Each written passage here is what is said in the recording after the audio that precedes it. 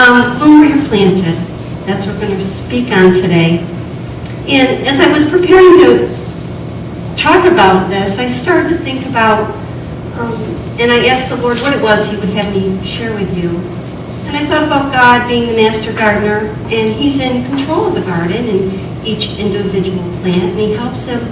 So He loves them, He nurtures them, He helps them to bloom and flourish and produce their fruit in the proper season.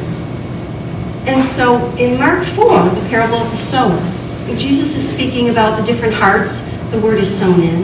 And only in the last verse, in verse 8, it says, other seeds fell into the good soil, and as they grew up and increased, they yielded a crop and produced 30, 60, and 100-fold. And this is the soil of the heart of the believer, and this is the soil that we're going to look at today. And just a few weeks ago, recently, God gave me a perfect illustration of this with my very sweet, most loyal German Shepherd, Elsie. It was a beautiful spring morning, and I was just out in my garden, looking at my plants, taking it all in. And I noticed that one of the feeders was empty, and so I thought I'd save my husband some time and fill it up. So I took it to the garage to fill up the feeder, got it all filled, and I was walking across the deck. And Elsie just came running out of nowhere, and she hit the feeder, spun it around like this, and seeds turned all over there.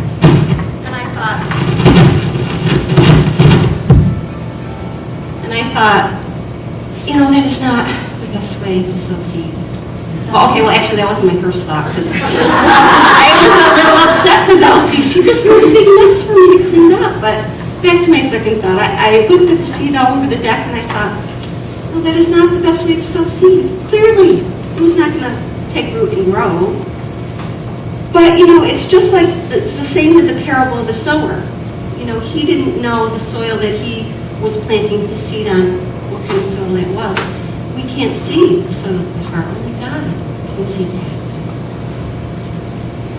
So once the seed of the Word, which is Jesus, is planted in our hearts, we're supposed to let it grow into the character of Christ. But how do we do that? Well, we can't do it on our own. Like I said earlier, God is the master gardener, and He's in control of the garden and the plants, and He helps them bloom and flourish.